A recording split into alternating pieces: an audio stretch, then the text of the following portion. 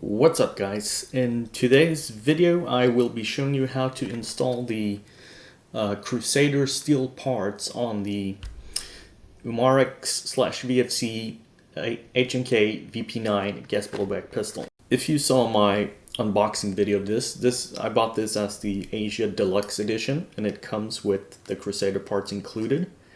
I was under the impression that the parts were going to be pre-installed, but they actually came in this bag right here, which in the unboxing video I verified by checking that the parts in this bag is actually magnetic and the ones that are on here are not. So what you get in the Crusader steel parts kit is a steel rear sight, steel front sight, steel extractor, and a steel takedown lever.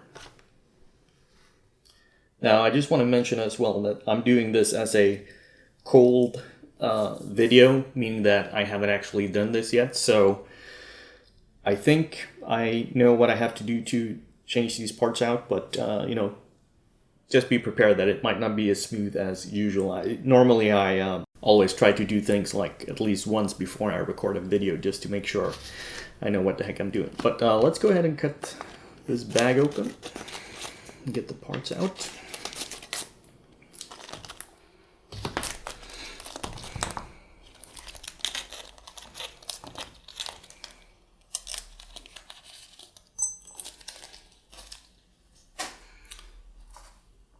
So right away, the first thing that I noticed that's different is that the stock VFC or stock arm sights have the white dots, and the Crusader sight has the green dots.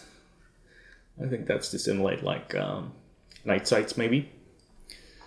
Same thing with the front sight.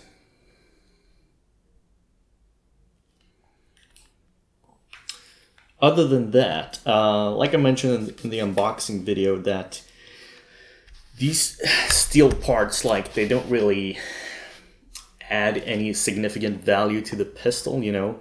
It doesn't matter if you're... Perhaps the takedown lever might be of some value, having that being steel, but, you know, rear sight, front sight, extractor, doesn't really matter if they're steel or aluminum. So, but what we're going to do is we're going to start with the components that are on the slide, which is rear sight, front sight, extractor. Put the takedown lever to the side for now. Going to drop the magazine from the pistol, lock the slide back, rotate takedown lever down, pop the slide off, put the frame to the side for now, and we're going to take out the guide rod, barrel assembly.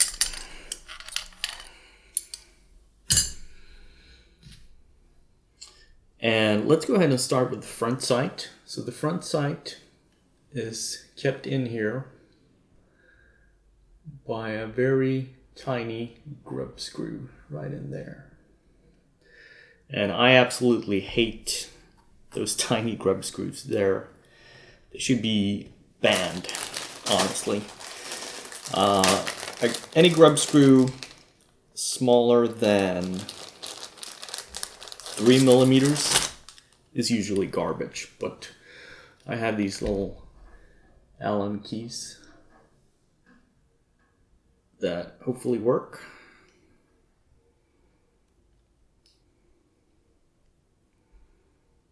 Right, you can see it's coming out pretty easily. That's good. Might go ahead and put a tiny bit of Loctite or a thread locker on there. Let's see, is this dovetailed in? Yeah, it is. So not only is it secured by the grub screw, but it is actually dovetailed in there. So slide the original sight out. I'm hoping the Crusader part is a drop-in fit. It is.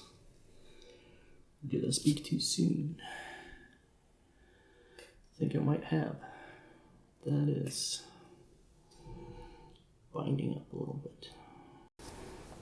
Okay, so the new Crusader sight was a little bit of a tight squeeze. I had to put some pressure on it, not too much. One thing that I've learned from the past, I think it was on a metal slide kit for my USP compact that I had. The front sight was really hard to drive in, so I tried to drive it in with a punch, and I marred up the finish of the actual sight, and I also slipped and marred up the finish on the slide itself. So just be aware that if you're having issues with the fit, take it easy and don't do anything stupid. Let me go get some thread locker to put on these screws. So before we get the screw ready, you just want to make sure that the hole in the slide and the hole in the front sight are aligned so you can drive the screw in. I verified that under a different light here. So I'll try to get a tiny drop of thread lock on here. Yep, same thing every goddamn time. And let's see if we can get some of that off. I just need, well, I think I took off most of it. So,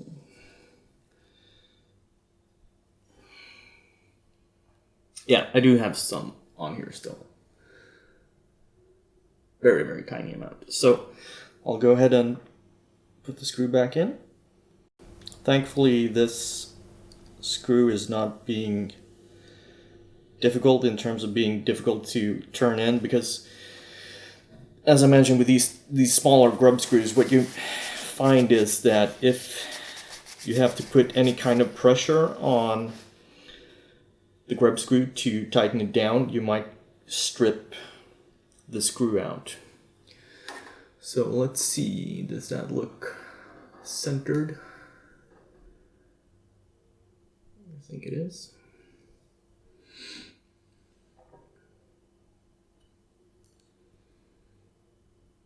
Yep, as centered as one can expect.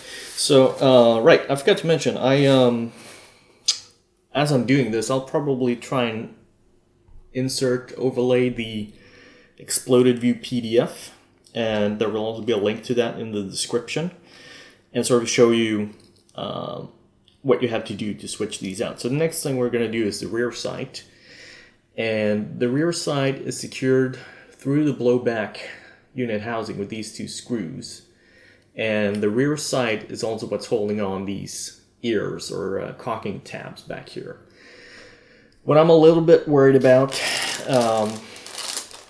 for the rear sight is that it is what's holding the blowback unit in place, and that's holding this striker indicator mechanism in place. So I definitely don't want these tiny springs falling out. I'll have to take a look here just to make sure I know how that's installed, just in case it is to fall out. I really hope it doesn't. Okay, so let's go ahead and remove these two rear sight screws. Appears there is some thread locker on here already. It's pretty tight. Right, so the screws actually don't want to come out. That might be a good thing if they're... Let's see, this one looks like it's binding a little bit.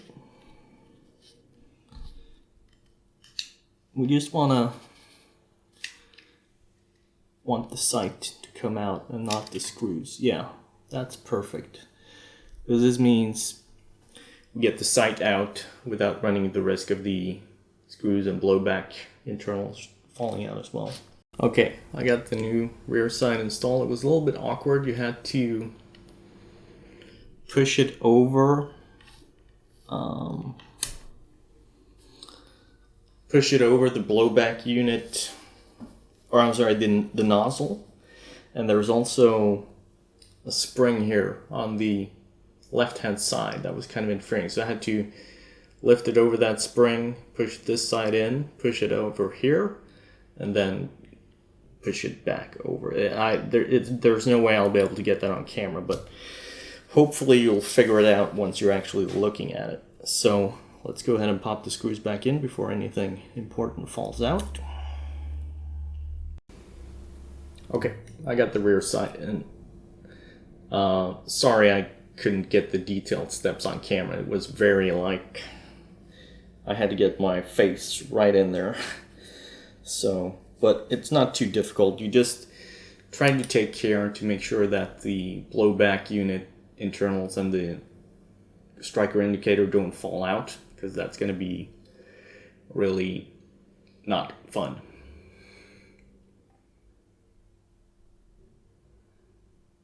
A little bit, I wouldn't say disappointed, but the finish of the steel parts are a little rough. I'm not sure. Yeah, you can see there in the light. But I guess I think it's like phosphate coated steel or something. So anyway, the final part that we have to replace in the slide is the extractor. And as far as I can tell, it's only held into place with this tiny screw right here. So we'll go ahead and remove that screw, and hopefully the extractor will come out. If that's the case, that's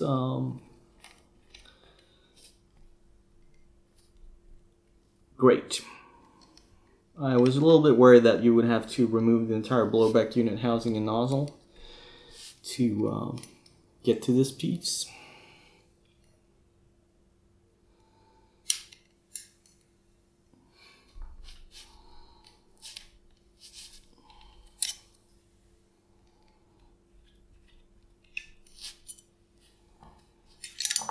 Yep, and it simply fell out when the screw was removed, so that's great. Let's do a quick visual comparison here. The original on top and the Crusader steel part on the bottom. Surprisingly similar, or maybe not. I have to verify with the magnets, I didn't get those mixed up. That is aluminum, that is the steel part. Alright, so to get this back in, you want to sort of start it out in here and put it in place, just like that. There's really nothing to it. And then of course you want to make sure the screw hole is aligned, and I'll put a little bit of thread lock on this one as well. While I'm in here putting thread lock on these screws, I'm actually going to take out this second tiny screw as well and put some thread lock on there. Right, so that is it for the slide parts. We got the rear sight installed, Crusader steel sight, rear sight. We have the front sight, Crusader steel front sight. And we have the extractor as well. So now I would say that was easier than I expected, and you should be able to do it now. Hopefully, my guidance, even if I'm not able to show exactly on screen how it's done, hopefully you'll get an idea of that, like it's doable. So the next part that we have, which I'm a little bit concerned about, but maybe not, is the disassembly lever. So this is the steel Crusader part, and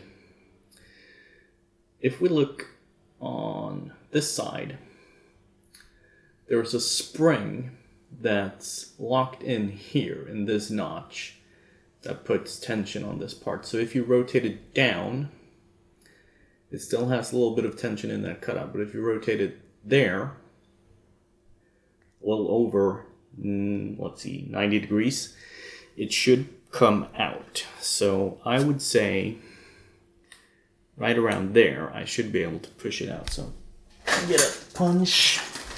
Some people said you could pull it out. I don't think I'm gonna have to punch it. So let's see, if we're at 90, we're still getting a little bit. So if we rotate it, yeah, we want to go more. Like there, it should be coming out. Yeah. Okay, that's pretty easy. You rotate it to about there, and you'll be able to pull it out. And let's see, can I get a shot of... I probably can't. Right there. There is the spring putting tension on it. I'll show you via the exploded view PDF.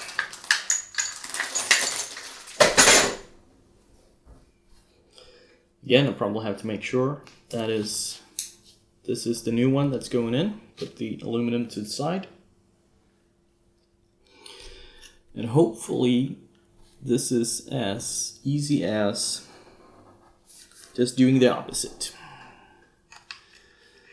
Which means push it in. Yeah, I was a little bit worried that we would have to fight the spring there at the back, but that actually appears to be it. Very nice. Let's put the slide back on. I just saw that Ace One Arms has released a silencero threaded outer barrel for this. I'm not sure if I'm going to get it or not because I have my doubts about this VP9 platform. Obviously, considering getting a steel slide because I'm thinking about doing the Project RS case for this and whatnot, but given how that this just appears to be another VFC pistol, I hope you know what I mean when I say that, I'm not sure I'm gonna invest too much in this. So push the slide back, lock it, drop the takedown lever down, or back up I should say, and we're good. But one thing I can highly recommend that I got for this, and that I showed you in the unboxing video, is the Crusader steel recoil guide rod, because it adds extra oomph to the slide action. That's really nice. So there we have it. Crusader steel parts are installed.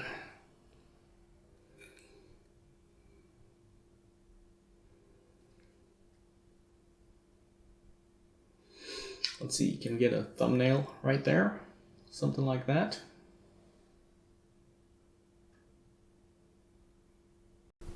Okay, that's it for this video. I hope you were able to follow along somewhat and see that it's not too difficult to install these parts. I actually thought it was going to be worse than this, but definitely doable, so don't be scared.